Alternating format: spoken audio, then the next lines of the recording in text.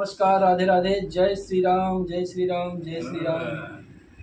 आज लोकसभा चुनाव का रिजल्ट आ चुका है और आप लोग देख पा रहे हैं लोकसभा चुनाव में कितना बढ़िया रुझान निकल के आ रहा था। उसके पहले मतगणना के पहले क्या इसकी वो आ रही थी, क्या कहते हैं प्रधान जी, रुझान एग्जिट पोल क्या आ रहा था। एग्जिट पोल के हिसाब से कैसे पूरा का पूरा समीकरण बदल गया। तो आने वाले समय में और बैठे हुए हमारे तेजी फौजी जी और इनसे हम बात करेंगे। कैमरामैन जी आप फोकस कीजिए इनके ऊपर। तो फौजी जी ये बताइए, इस लोकसभा चुनाव में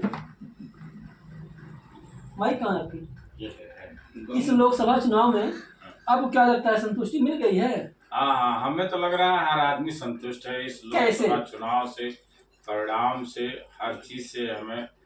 हमें लग रहा है कि हर आदमी संतुष्ट है, हर मतदाता संतुष्ट है। लेकिन मुझे लगता है बीजेपी संतुष्ट हो गई, समाजवादी पार्टी संतुष्ट हो गया, कांग्रेस संतुष्ट हो गई, बाकी जिसका बहुत बोलबाला था आप बताइए वो भी संतुष्ट हो गया। वो भी संतुष्ट है। अब ये विस्तार से बताएंगे कि क्या हुआ, कैसे हुआ और कैसे पूरी जनमानस, पूरा ऑल इंडिया हैप्पी मना रहा है।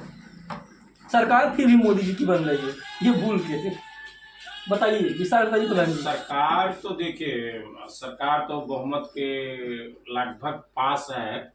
अगर उसमें मोदी जी की दो बैसाखी लगे, नीतीश कुमार और चंद्रबाबू नायडू जी अगर लगे तो पूर्ण बहुमत की सरकार बनेगी और सरकार 5 साल चलेगी। लेकिन अगर दोनों बैसाखी हटा दी जाएंगी तो शायद कुछ दुनिया मतलब देश में कुछ उल्टा हो जाएगा। क्योंकि नीतीश चाचा को कहा जाता है कि बड़े ये पलटू राम है। नहीं, पलटू राम मैं नहीं मानता। राजनीति का एक सबसे अहम चीज है कि अगर बेनिफिट मिल रहा है तो आप उस तरफ कदम बढ़ा लीजिए। राजनीति में यही है कि अगर आपके साथ वाला भी मतलब उसको दबा के आप आगे जाना चाहते हैं और दबा के आगे जाने से मेरा बेनिफिट है तो लोग दबा के निकल जाते हैं। इसका कई उदाहरण है। वो चीज नहीं है, पलटू राम नहीं, अपना अपना फायदा हर कोई जानना लेना चाहता है, बस फायदे के लिए तो लड़ाई लड़ रहे थे सब। हाँ, बस। तो क्या बताएंगे सर, कुछ बता दीजिए हम कौन कौन संतुष्ट हुआ, कैसे तो सिर्फ एक चीज से बहुत खुश हैं जी। अगर कोई संतुष्ट हुआ तो हमारी ईवीएम संतुष्ट। वाह क्या बात है भाई।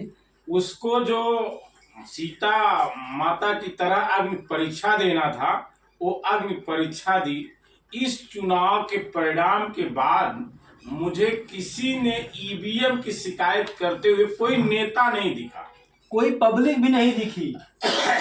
तो मुझे तो नहीं नजर आया किसी ने कहा जैसे सीता जी आग में से निकलकर अपने आप को पवित्र सिद्ध की थी, उसी तरह इस चुनाव में 2024 के चुनाव में हमें लग रहा है कि सबसे बढ़िया जो है सती सावित्री यही निकल के ईवीएम निकली कि अभी तक कोई शिकायत नहीं किया कि ईवीएम में गड़बड़ी हो गई हो। तो ये मेरा मेन इस चुनाव में जो मेरा वो था, क्योंकि आप देखिए एक आंदोलन भी चल रहा था, एक मशीन बना के दिखाया भी गया था कि कैसे हमने टमाटर पे वोट दिया, सेब पे चली गई, केला पे चला गया, और एक जनमानस इस ईवीएम के खिलाफ हो गया था, चुनाव आयोग के खिलाफ हो गया था। लेकिन इस चुनाव के परिणाम के बाद एक बार जब एग्जिट पोल आया था तो लोगों के दिमाग में गूंज रहा था कि नहीं, ईवीएम में गड़बड़ी हो सकती है। लेकिन जैसे ही चुनाव परिणाम आया, ईवीएम पर कोई एक सवाल कोई नहीं देखिए, जिसकी सत्ता रहती है एग्जिट पोल उसी के हिसाब से आता है।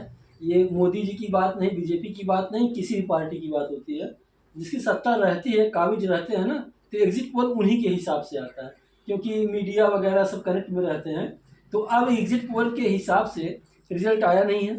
रिजल्ट आया है बहुत नपातुला, बहुत ही सुदृढ़ आया है। मेरा मानना है कि 22 जनवरी को अयोध्या में जब राम जन्मभूमि में राम जी की मूर्ति स्थापित की गई है, तब प्राण प्रतिष्ठा हुई है 22 जनवरी को, तब से लेके फर्स्ट लोकसभा चुनाव हुआ है जहां से राम राज स्थापित हो गया।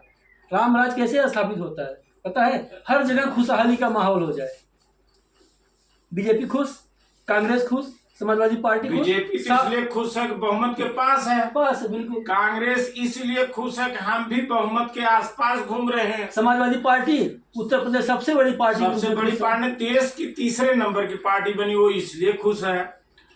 तो राम राज कहने का मतलब आ ही गया है, सही है। हाँ, एक तरह से कहा जाए तो राम राज आ ही गया है।